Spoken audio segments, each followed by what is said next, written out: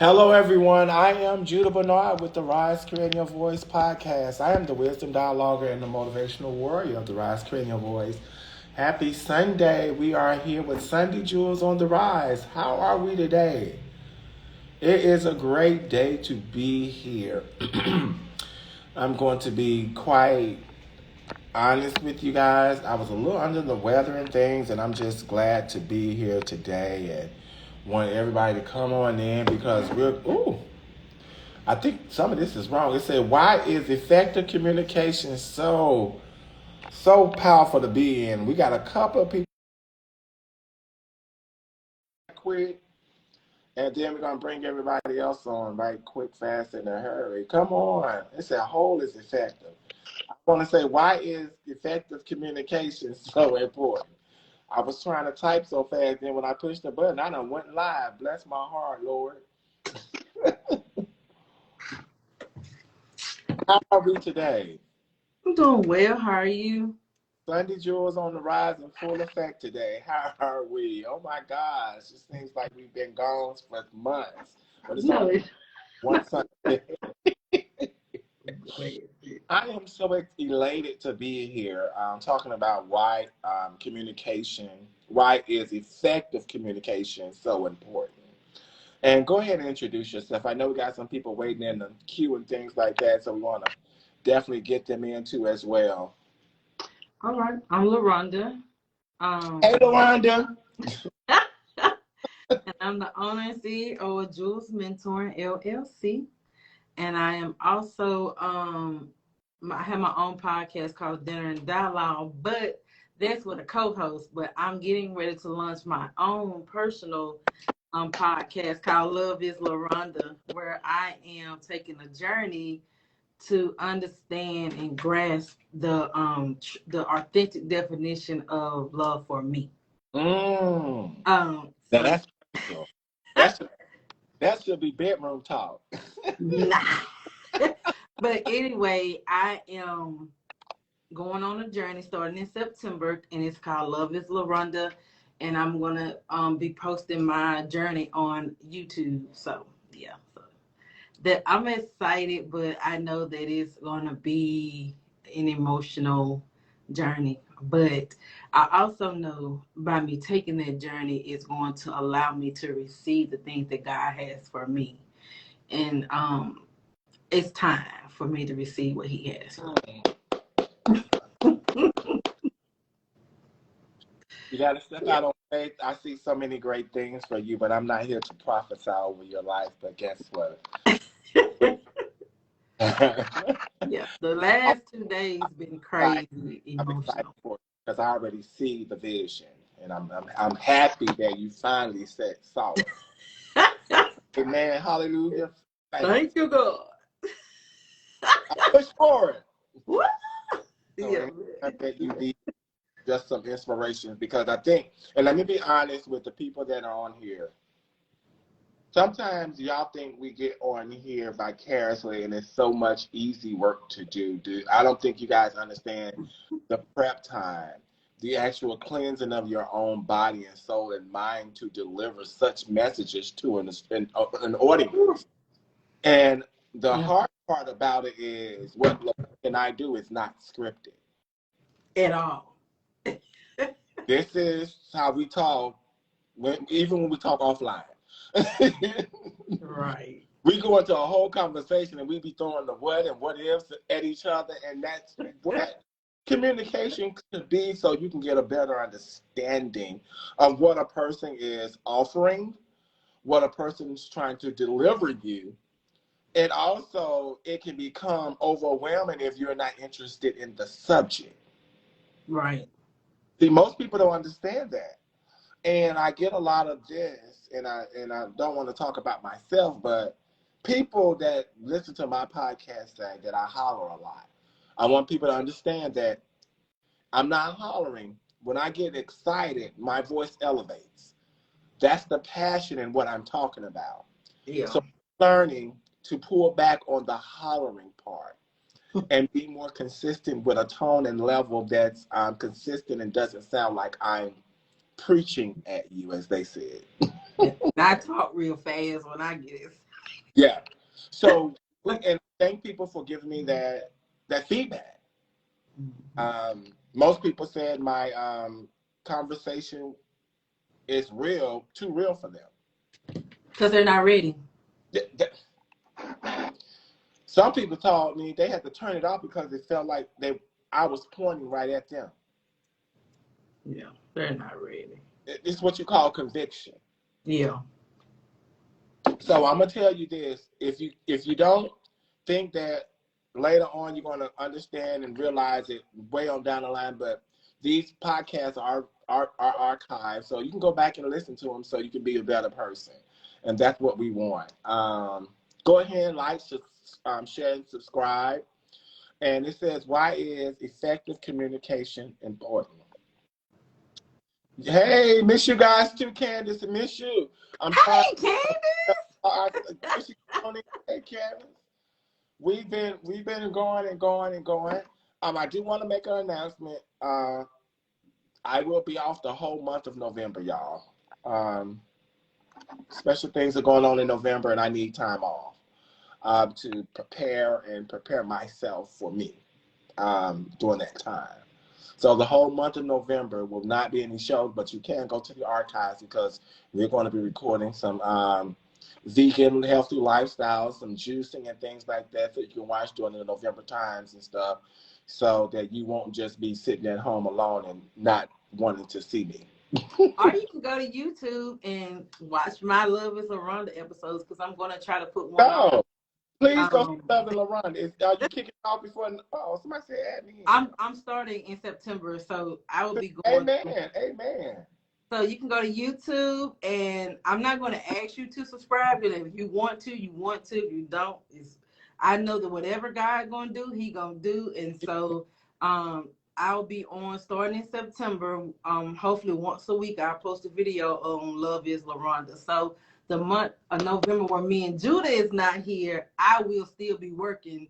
Even though that's my birthday month, I will still be working. I knew that was coming up. No, it's YouTube. It's called Love is LaRhonda. It's under my name, LaRhonda. It's not under LaRhonda. Love is LaRhonda. It's on there now. It's on there now. So people go to YouTube right now and type in Love is LaRhonda. Yes. Yeah. So I have a question for each and every one. I hope you guys get the look I'm looking for today. This is my executive CEO, mock turtleneck. Oh, Lord. Oh, Lord. So you ready? Let's start, because I know I'll get off into the sidetrack real quick. We're gonna add you to the live video. Can we get people to hello everyone? Hey. Oh, thank you so much. Can we get people into? Can we talk first, and then we gonna come bring people on? I know we have a lot of people in queue for coming online, so just wait. We want to talk about it, okay? We are well. How are you? Pro Adnan 23. All right. Question. Effective communication. So my standpoint, which I'm coming from, is the physical, the mental, and the spiritual effective communication. Okay. If we're looking at it from the physical standpoint, how are we talking to one another? And this is how are we talking to human beings? How are we relating to our children? How are we relating to our cousins? How are we relating to our everybody within this realm or this world that we're in? Okay. That's physical for me. Even on the job, how are you communicating to your staff? And the thing is, if we don't start self-assessing ourselves, because sometimes feeling can become overwhelming and we lose the lack of communicating effectively. It's true. From a mental standpoint, how are you communicating with your mental health? What are you saying to yourself about the state that you're in and your mental capacity? Do you feel like nothing is wrong, but are you communicating that thought that nothing is wrong, and you really haven't communicated that there actually is an issue? Mm. Communicating spiritually. Well, we already know that God is my source. I don't care who you pray to, serve, or your source is. Somehow it has to be some type of communication. My communication to God is prayer.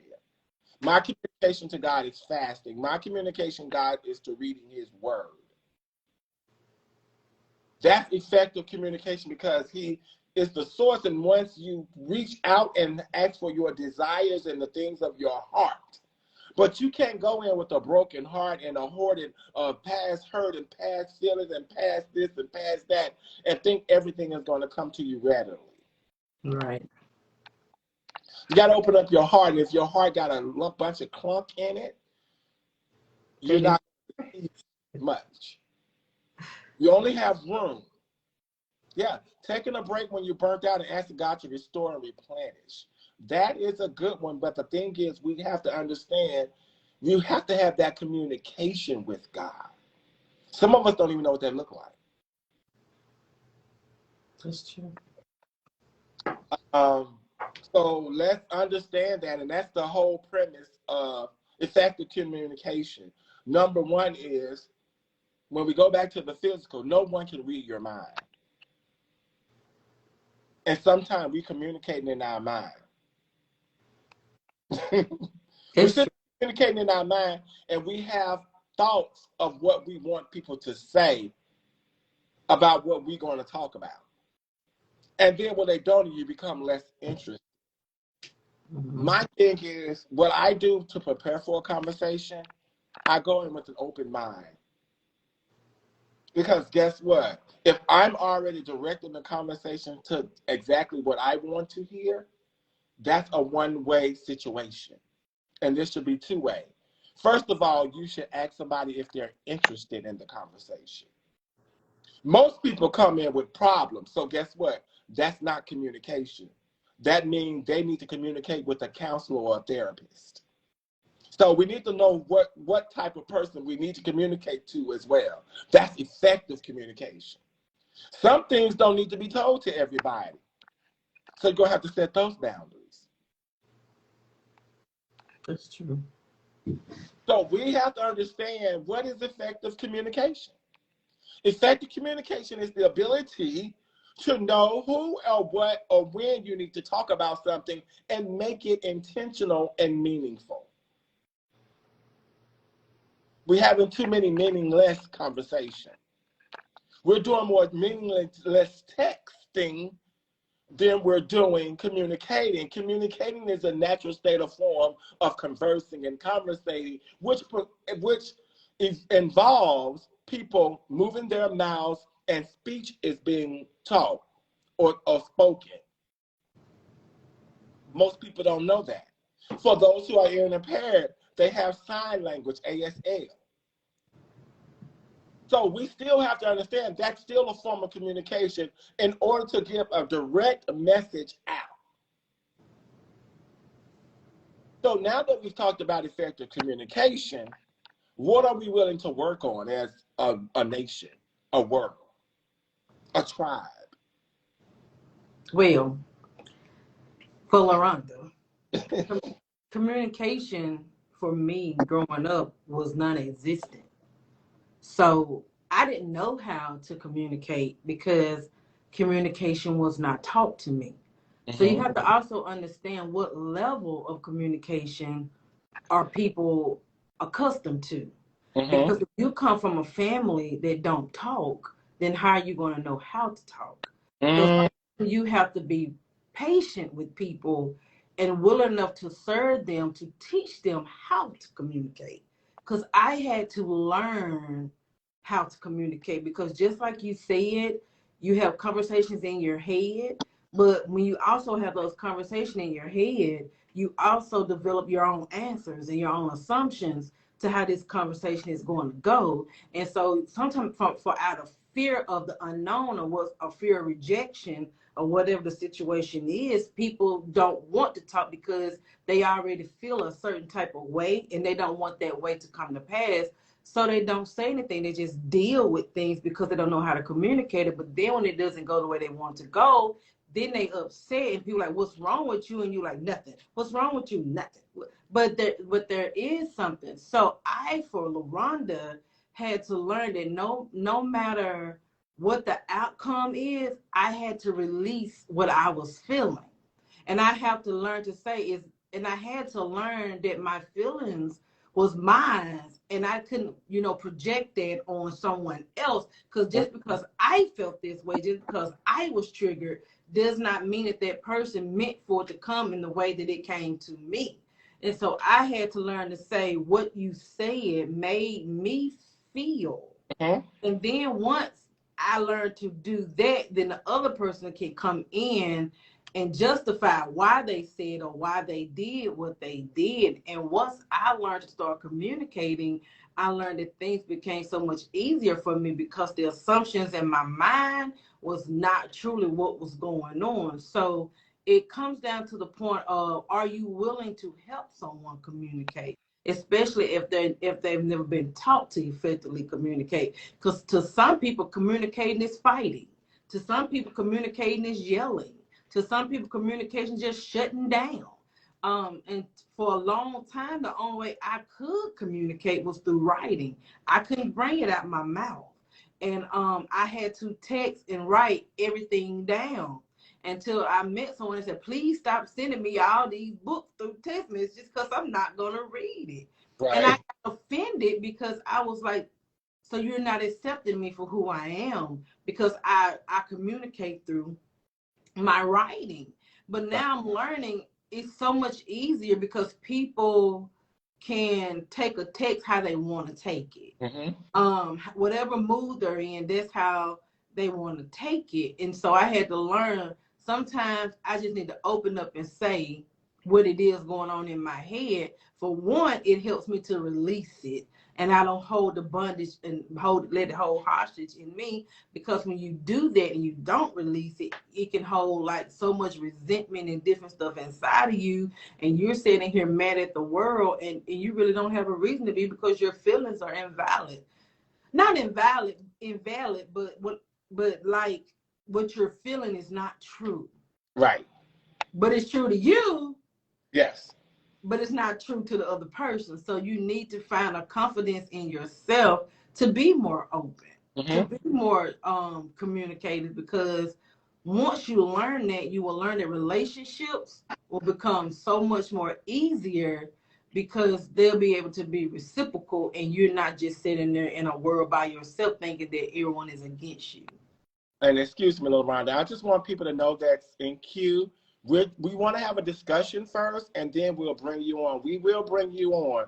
Don't get discouraged. We will bring you on, but we want to have our opening conversation first, okay? Thank you, and thanks, LaRhonda, for letting me butt in. No problem. So when it comes to effective communication, you first have to know what you want out of this conversation. But also be able to accept if you don't get what you want out of communication, out of the conversation, because the conversation is for you to release what's inside of you. For instance, like I've been dealing with some things with my daughter, and she wrote, she, okay, that is your right. But anyway, she was kind of upset because she released how she felt to someone and they didn't respond the way she wanted them to respond. And I said, you know what? It's not about how they respond to it. You did what you needed to do to release it out of you. So but like you said, if a person is not ready to receive the truth, then they're going to defend it or block it because they're not ready to accept the fact that they did something to you to hurt you. To them, it's not hurtful, but to see the hurt in you, they're not ready to receive that, and you have to accept that and be okay with it and move on. It has nothing to do with you. It's just that they're not in a place to receive truth, and so there's no obligation of yours, but you still got to communicate what their choices did to you so you can move forward. So, yeah.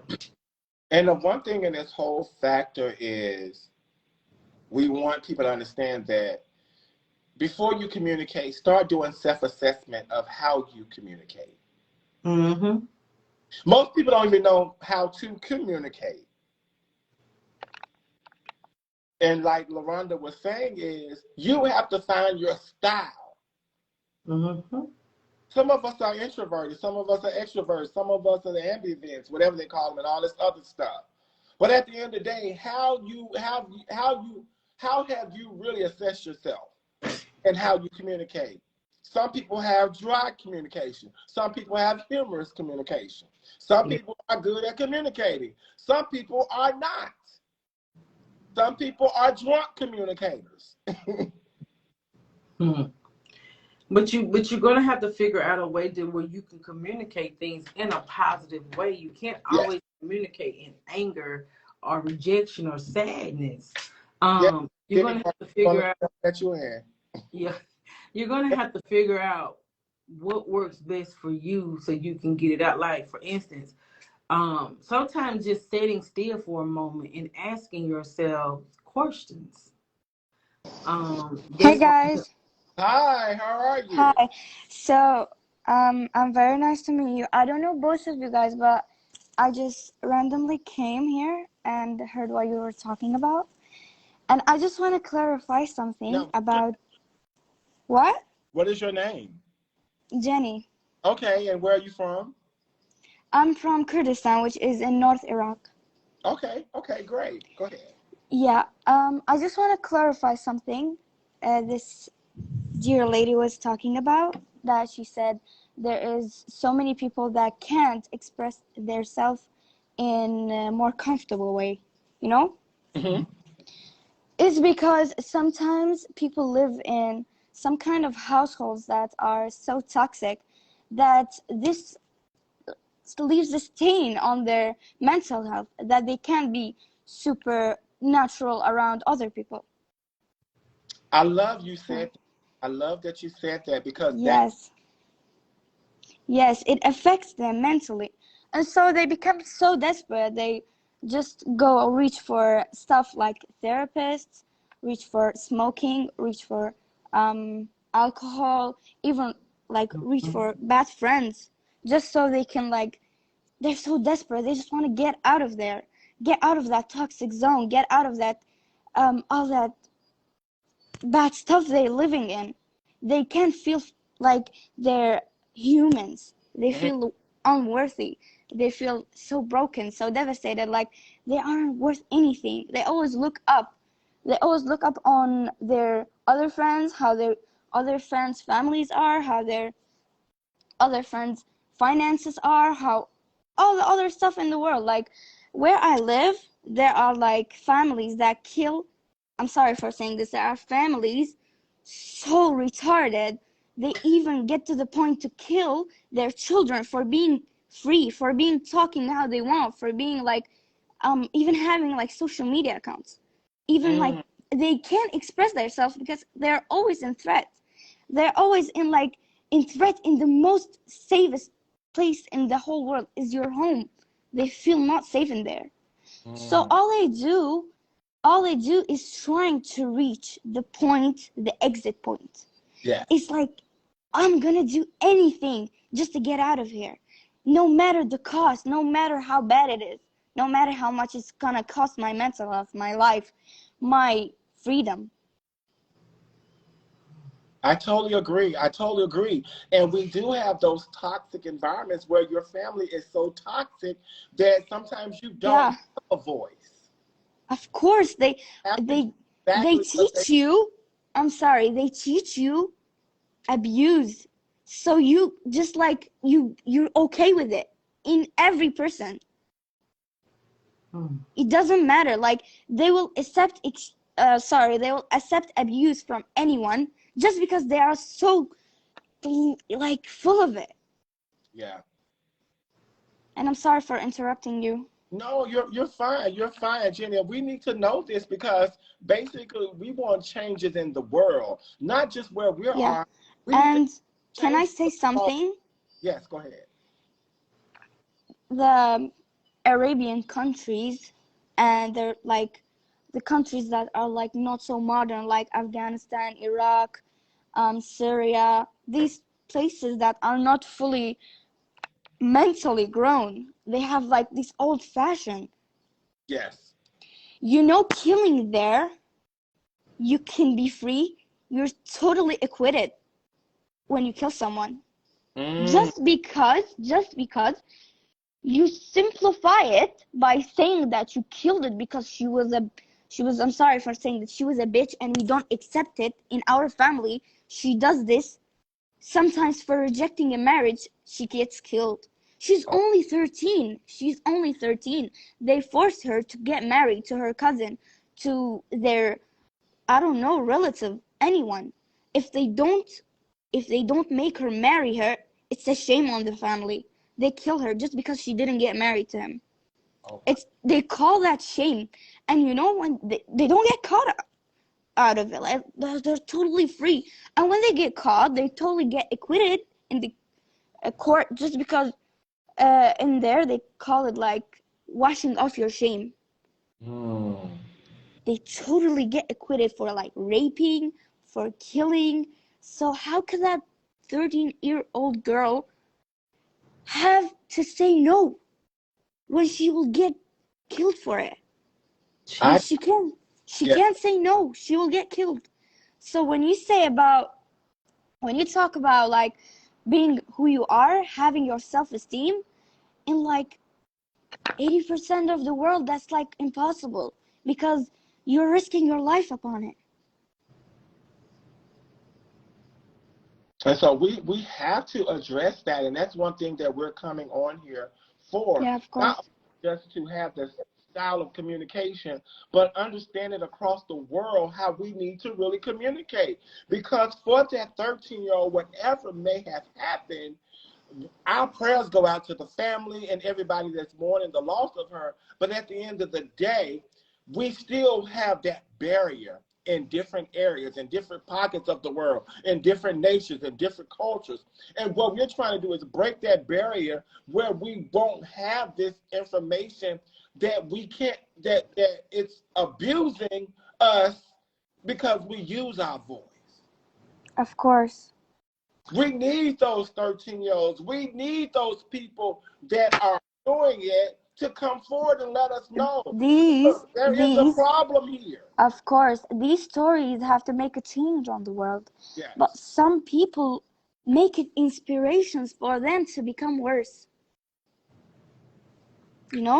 I Like told, there's people, sorry for like and I have to interrupting you. say on everyone's behalf, if you know of someone that's in danger like that, you have to receive help. Help them. And if you don't know exactly what to do, reach out to someone that does Of know. course. Of course.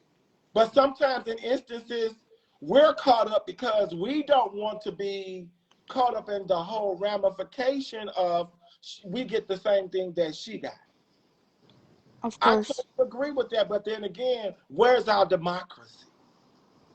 Where's There our is no democracy. There is no democracy. right? I totally agree with you. I know Because, yeah, because where we live, the women rights are totally underrated. right. But we're here to advocate. We're here to make sure because Of right, course. like we're in the United States of America. I've been in many places where Of course. it's just you're like, wow.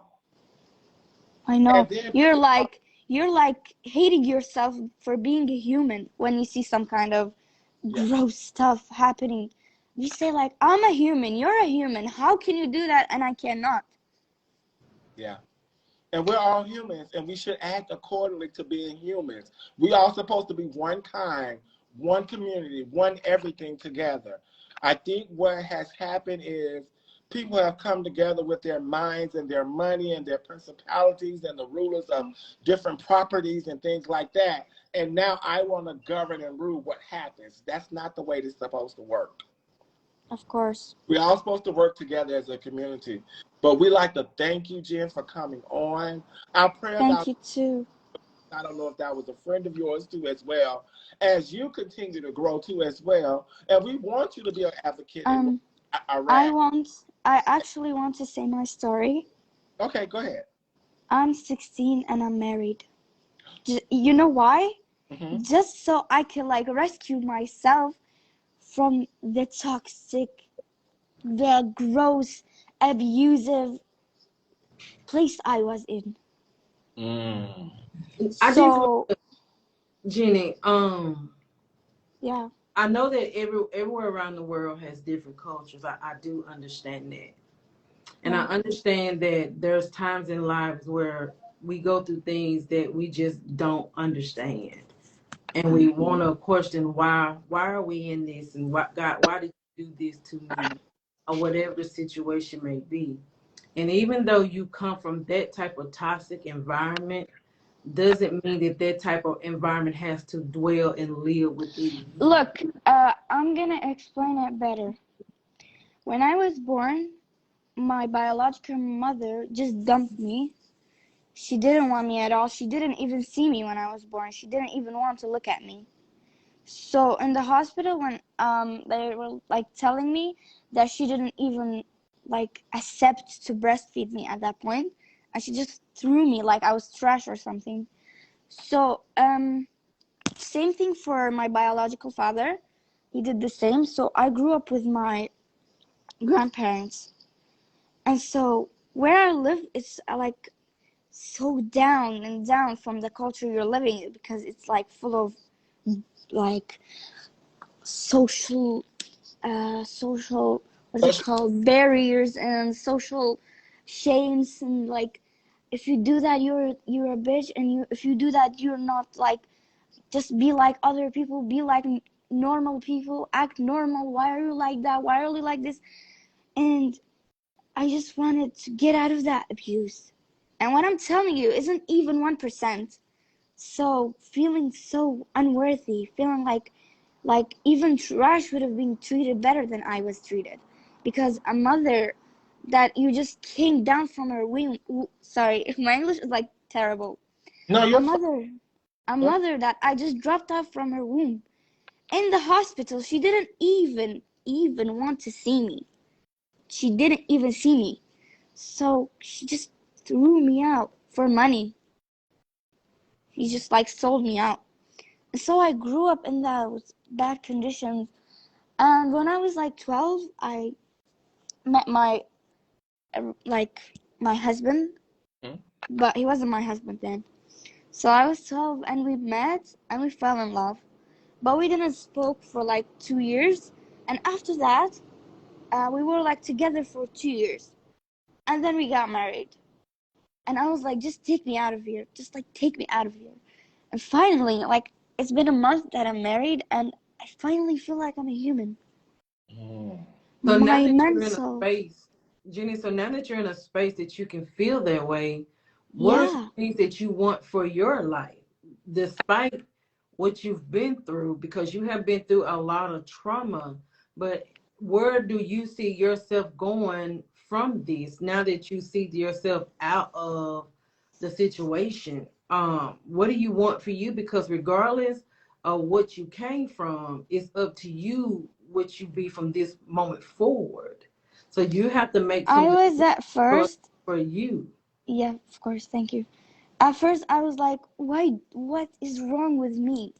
Like, Nothing. why, just listen, why not me? Why not me having parents like their own children? Why just me? Like, my biological mother has now 3 children, and my dad has like one. And so I was like, why? Among those four, what is wrong with me to not be like them, to not like have a family, to not living under one roof with them, and like having a family like other people? What is wrong with me? What do I have and they, what do they have and I don't? And so I questioned myself, and I said, it's not me, it's them. They are toxic. They are who threw me out. They are who didn't want me. They are who abused me.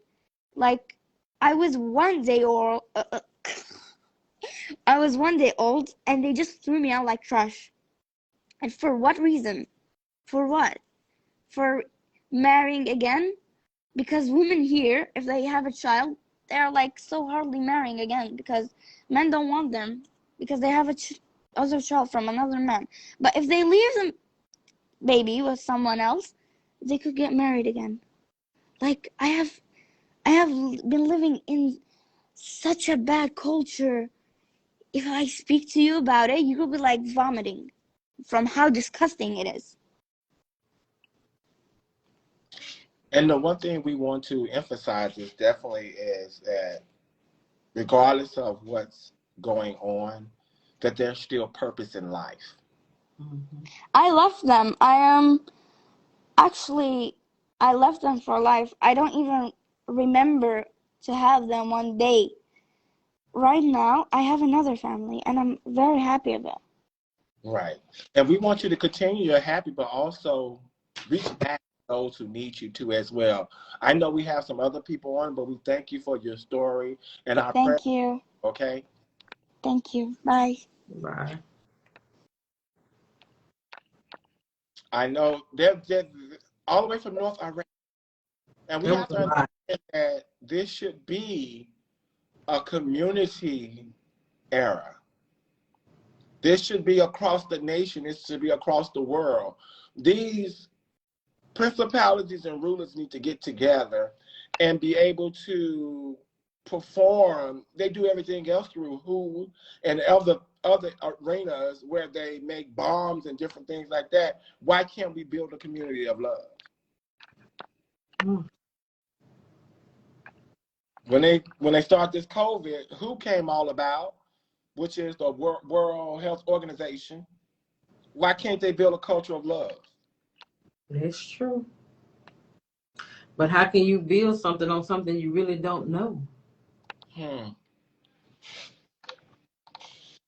But we Because wrestle not against what flesh she's and talking blood. about, there's just something that's not there. Yes, it's not about denomination either with churches. Mm. It's about rulers. It's about the principalities. Everybody wants something better than someone else. And that's not the way it should go, because my God that I serve has an abundance for us all if we just want it and want to accept and actually do the works of the Spirit, the fruits of the Spirit, and be able to encapsulate what that is and being able to do it with pride, dignity, and the love of God. So we must understand that as we continue on our journey, as we see, number one, that communication is not effective in some countries, in which we saw in North Iraq. And sometimes younger people don't have a voice. They don't have an outside voice. They don't have an inside voice either, because sometimes They can speak to themselves. parents want to control them. And that's understandable, but regardless of who trying to control you, you still need to develop an inside voice. Yes. You may not can't speak your truth outward, but like she said, you can't, because you can look at death. There's social barriers, right? That's I'm so, like, listening to her has really made me, like, really think, like, we're in a country where we are free to do whatever, to serve whoever, and we're not forced to do anything. But how is it that people that's in those type of countries, how could they even begin to learn how to build that inside voice when everything is coming to them from the outside is damaging?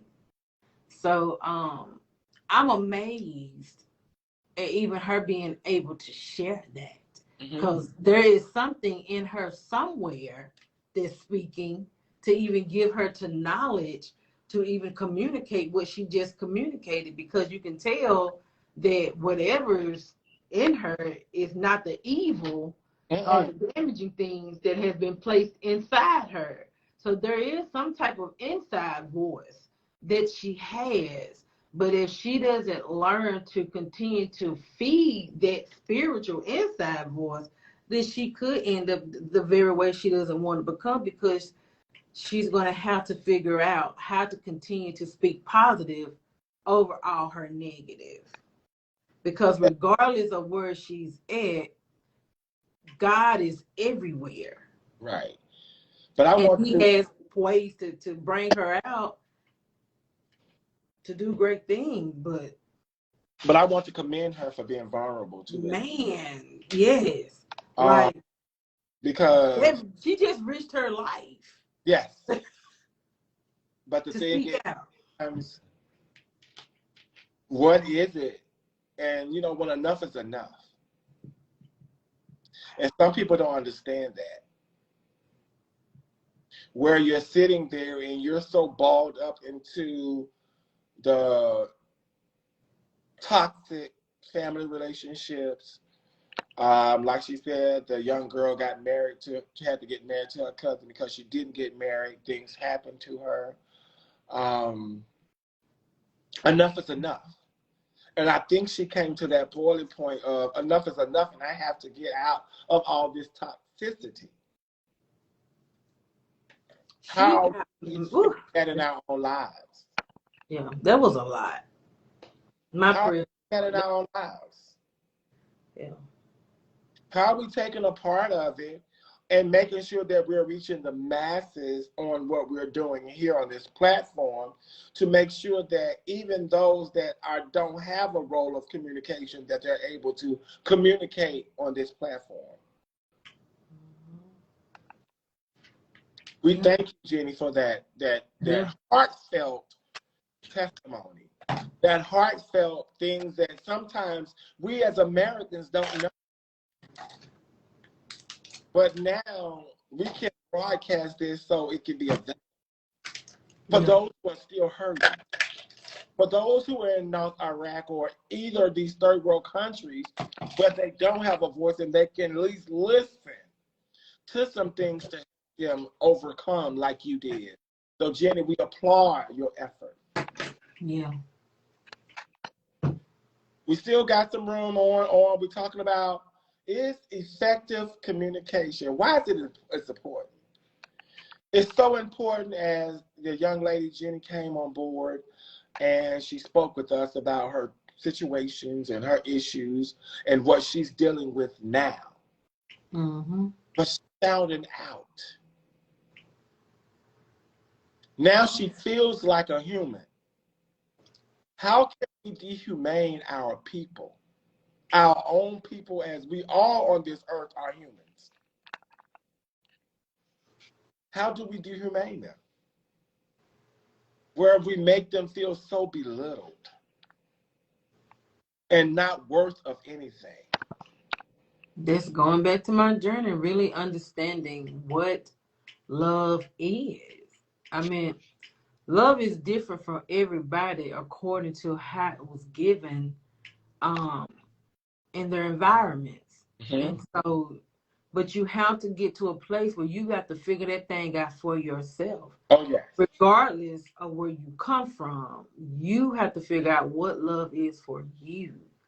Because there's a lot of children that are raised in toxic environments. There's a lot of children that are raised where they think love is beating. Like, I've had women tell me that love to them is being beat. But when you have conversations with them, they don't understand what love is. And so a lot of times people think love is an emotion, and it's not. Mm-mm. Love is an action word. It's something that you have to constantly, intentionally, and commit to doing on a daily basis, even in the act that you don't even feel like loving. Mm-hmm. And so people have to understand the true intent of what love is. And it's not the love that you've gotten from your parents. It's not the love you've gotten from your friends or your lover, your husband. You got to understand agape love, that unconditional love that Christ gives. But we have to get to a place where we want it for ourselves, regardless of what trauma we have endured in life. And so some rules in some countries may never change. It may not.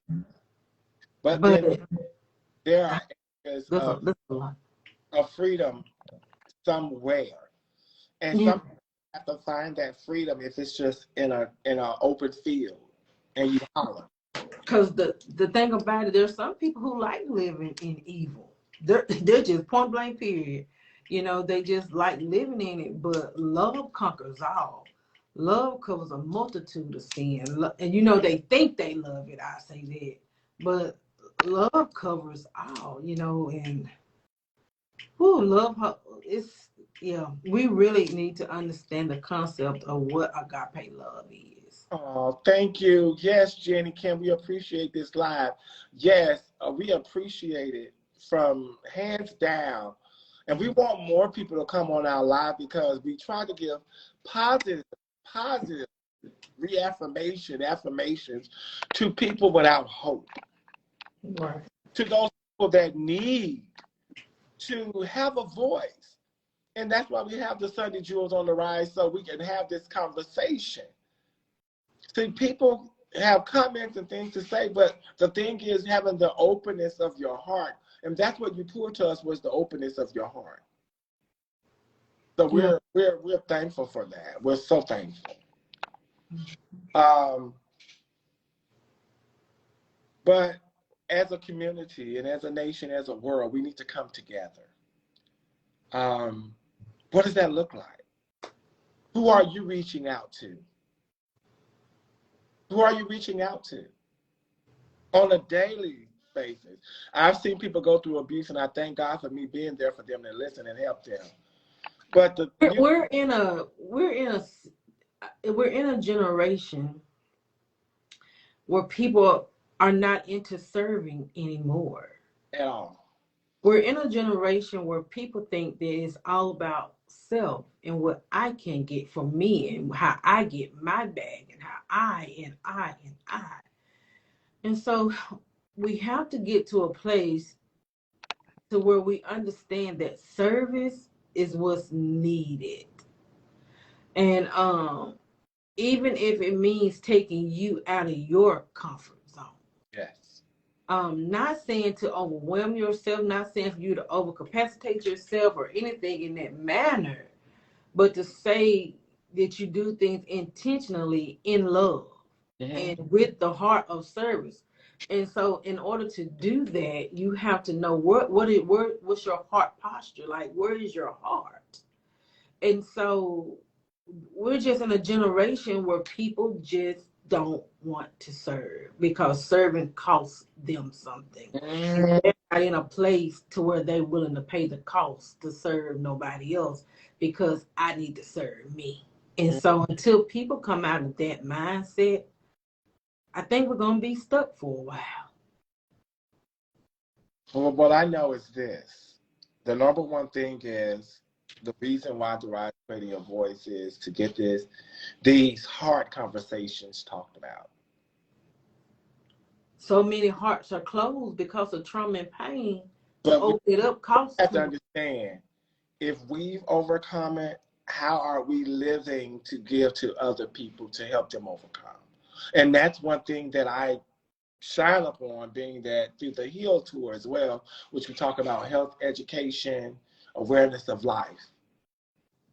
We all have different paths, different patterns, different everything.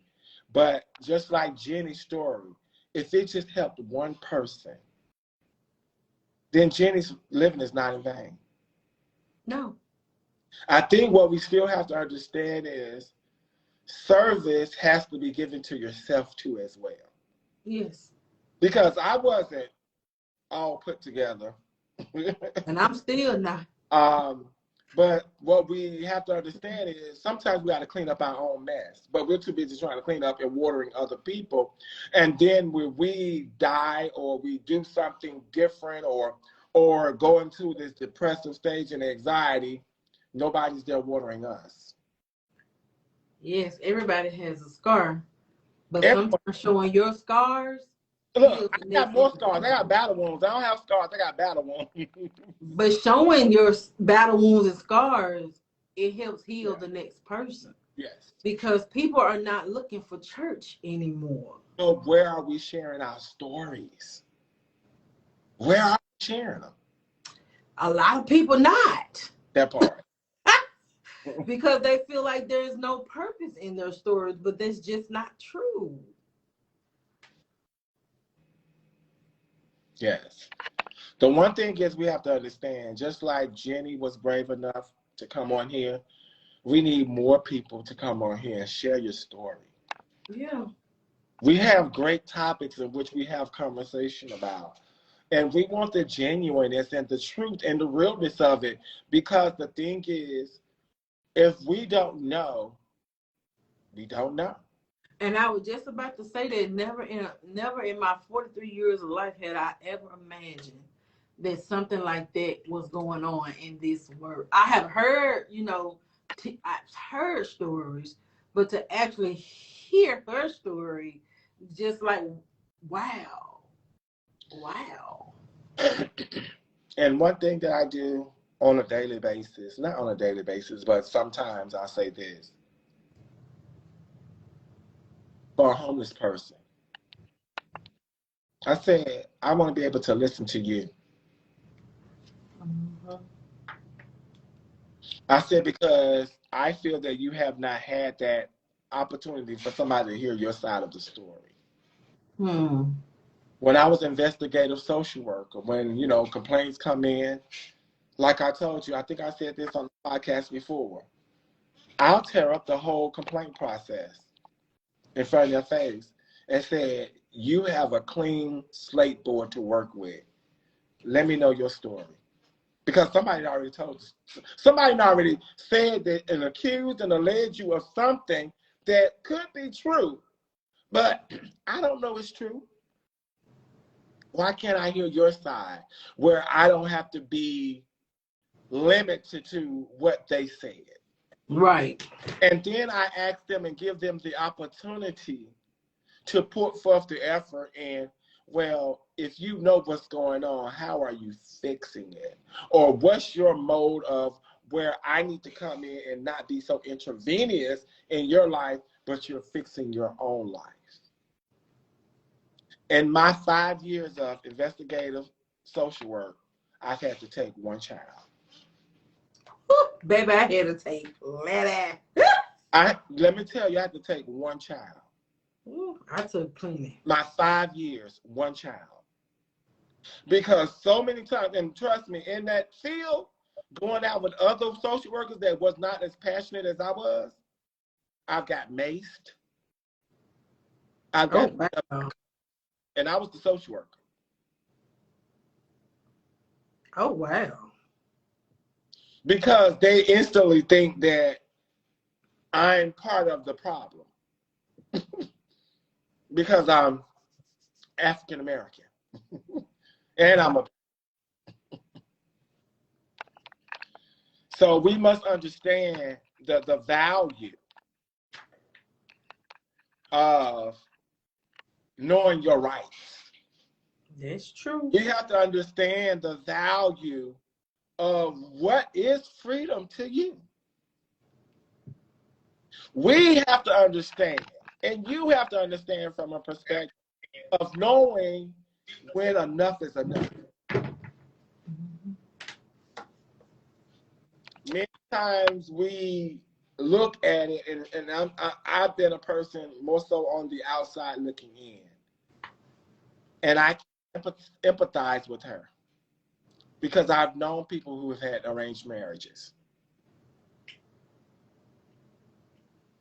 I know more people that don't want to be what they want to be, but they're forced into different things. I got in an Uber the other day, and I'm gonna make this not about me, but it was a different culture. Male that was saying how they wanted their daughter to be a doctor, and she loves art, and she loved this, and she loved that. But her mom said, no, you're going straight to be a doctor, and this is the path you're going to take, and things like that.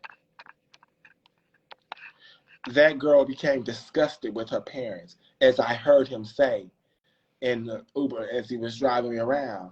And I said, why do you force her to do that? Wow.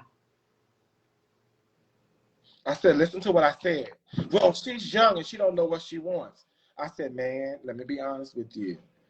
That is not your job to force her into what you think she wants. Because we got doctors, we got many people in here killing themselves because their parents or somebody forced them into a career that they did have no idea they want to do. Mm-hmm. Let us tap into our natural zone and our natural connotation of the ability of whatever God has called us to be. You don't know what that girl's going to paint. You don't know what that art might do for her because that is her natural passion. But just because you want money, you're praising the wrong thing. You should be praising your child, not for what she can do if she get in the medical field, because more than likely, she's not going to be successful in the medical field. He's like, where do you work at? I said, I tell people this all the time. Be encouraged by what your child tells you, because they are the leading force now. They are the next generation, and you have to hear what they're saying. Your Even turn if is you up. disagree. Even if you disagree, communication for a child is different. But if you listen, you'll learn a lot. Because I know for me, I've learned a lot by just sitting, listening to my children tell me things. And children see a side of you that no one else sees. Right. And children mostly will tell you the truth about yourself if you allow them to speak. But a lot of times parents don't want to hear their children speak because they know truth gonna come out of it and they ain't ready to accept the truth. Say that again. Say that backwards, because I don't think they heard. A lot of times parents don't want children to speak because the children is going to share their truth and they're not ready to accept their truth. But when they speak, if you listen, you're going to see so much about yourself. Because the child has no reason to give you any unjust motives. They're giving you what you've given them. One thing I want to tell you before we go today is start active listening. Yes. Start active listening. The thing is, if you're over talking somebody, I want people to understand this acronym, and it's called WAIT. WAIT. And it means, why am I talking?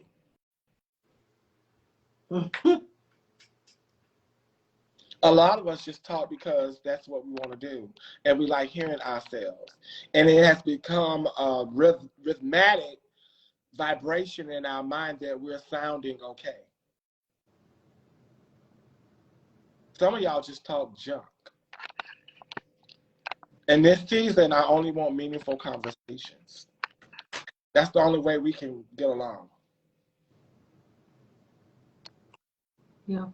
I was talking to Steph yesterday and I said, I only want to deal with people that come to plant a seed or water it. I don't have time for distracting conversations anymore. That's that devil, man. That's what you call entanglement.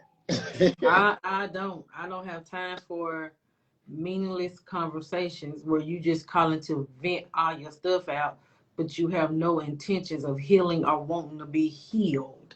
It's just that I need to vent this out and you agree with me so I can go on, continue to be who I am.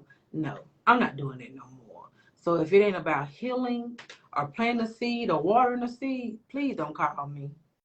So we need to look at that as a whole. Stop issuing out advice to problem seekers. They just want their problem solved. And They don't want to change. To solve it for them. Start asking them the why. Well, why are you there? Why are you calling me about this? Why can't you talk to those people? Effective communication. That's what I do. That's why people don't call me, because I say, well, since you're talking about them, why can't you discuss that with them? When I was just calling to get your opinion, I don't give opinion. If you want an opinion, that's going to be $300 per hour. I don't repine for free. I need to get like that, sir. I 'Cause don't free. I Put that just money out there. I bet you they'll stop calling you. hmm. Or start holding them accountable if they're gonna stop calling you. Yeah, sometimes we reject the right ones because we're doubtful. The one thing is, I'm going to tell you how to know this. Test the spirit by the spirit. If it does not feel right, they are not right for you. If they're over talking you and continue to say, my problem, my problem, my problem, my problem, my problem, then guess what? They are your problem. Yep. Many of my friends have come and gone. I'll tell them in a minute. I don't deal well with chaos and drama. I just don't. And if you're coming at me with that, you're not going to get a great response. You're going to hate me more. So I'd rather you go ahead and exit stage left and then make a right by the 7-Eleven and go downstairs and receive whatever you need out of there. Okay? Yep. So I think what we really have to do is understand is we have to set boundaries. Hey, how are you? We have to set boundaries, and in setting those boundaries, making sure that we become advantageous and remaining those boundaries. She said, I could never hate you. Oh, that's so sweet. But we thank you. We thank you guys. We're going to end our live right now, and we're going to say our words of wisdom. Let's hear our words of wisdom. Whew. My Sunday jewel for this week is open yourself to receive what God has for you. Because I understand that when you're closed, not only are you closed to put out, but you're closed to receive as well. And sometimes life, it's not going to go the way we want it to go. It's not going to always yield what we want it to yield, but is ultimately is going to yield what we need to build ourselves to become who we are called to be.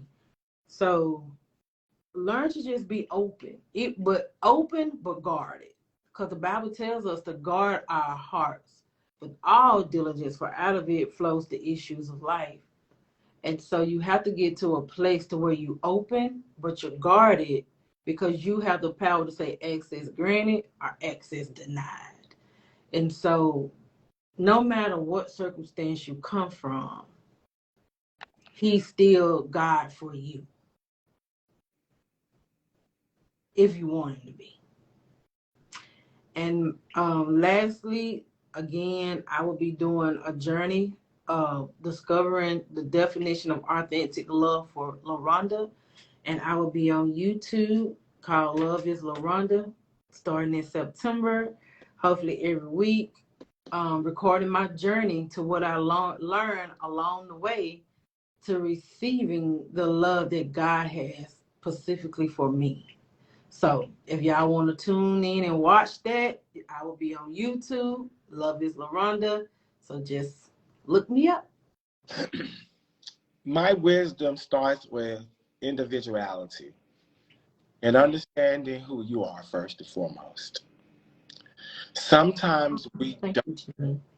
look at our greatest gift, which is inside of us. My wisdom is pray for wisdom, pray for discernment. You have to pray and fast on a lot of things and really get in tune with who you are in this realm, in this life, in your individual life. Most of the time, we try to compete or try to place it on other people, but then again, we have to dig a little bit deeper. Mhm. Dig deeper for you. And you become whole, like LaRhonda said. I love Jeremy. She had to discern that for her. I could have told her that a long time ago that she was going to be doing that. But she has to discern that. But the important thing is this. If we don't, you're going to be caught up in that just keep stacking it higher and higher. And the higher it goes, it's going to be the tougher to break down.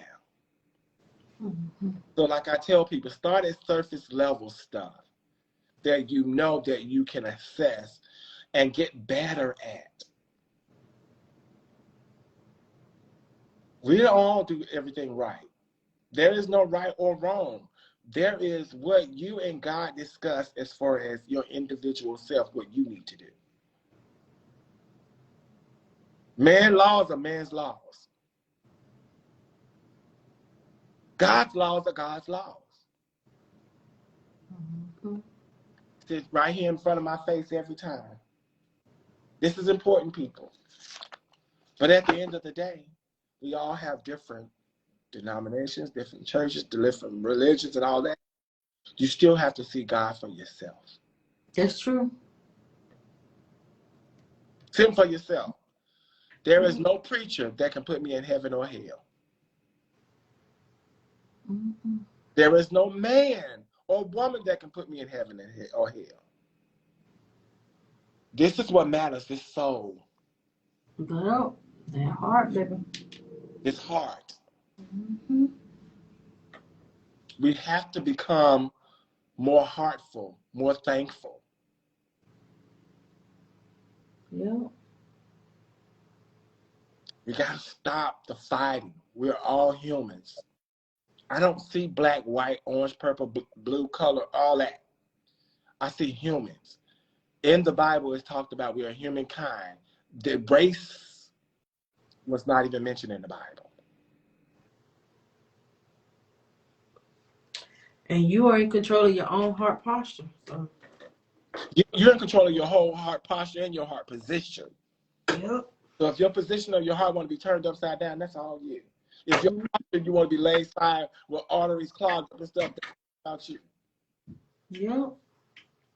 Well, we must realize that, number one, we have to understand why we all were placed on this here earth. And that's just to build. You can't build with a heavy heart.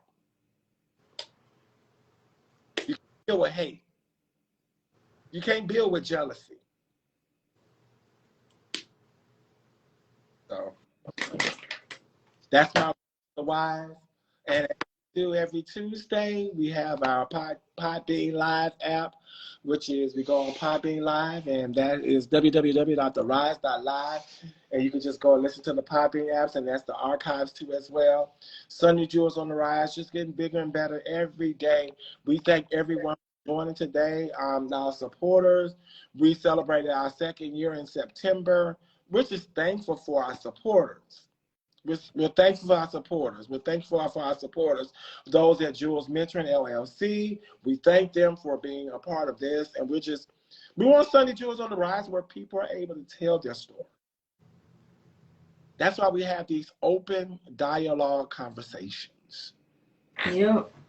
There is so much things out here, and people want to date and do this, and they have all these dating shows and all this stuff. And half of these people ain't even get together. They ain't got themselves together. But how can you date somebody if you're not together? That means you're going to be dating several people because you're schizophrenic. I'm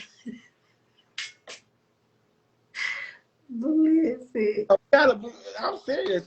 There's some real stuff out here. You ain't put yourself together. How do you think you need to pull somebody else into a relationship when you're not together? Make it make sense. So I'm going to leave here because that'll be a whole nother topic for me. I thank everyone from the bottom of my heart. And Candace, thank you for the compliment. I more men were affectionate like I am myself, and being able to show real love. Show what real love is. Because we've been taught so wrong for generations past. Man. That's a whole nother topic. That's a whole nother topic. So as we deliver everything, we want to deliver in love. My whole ministry is about love. My whole ministry is about healing. And we have to take those into account about health, education, and awareness of life. And sometimes we are not so aware of life as we thought we were. Mm-hmm. And being honest about life. Because some women don't even want to talk about their abortions. That's true.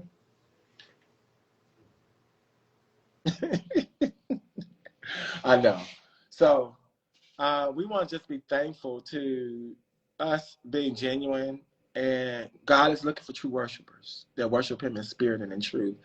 And that's more of the most important part. And as I read in William Shakespeare's To Thine Own Self Be True. And that was something that I've carried on for quite some time. And if you can't be true to yourself, how can you be true to other people? It's true.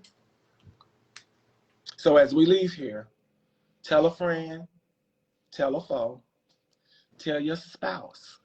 Heck, tell everyone. We'll see you on the next Sunday Jewels on the Rise. On next Sunday. All right. And All right. It's weekend, so we got a whole party going on. So wear your red, white, and blue. All right. Thank you. All right. Time. All right. Bye.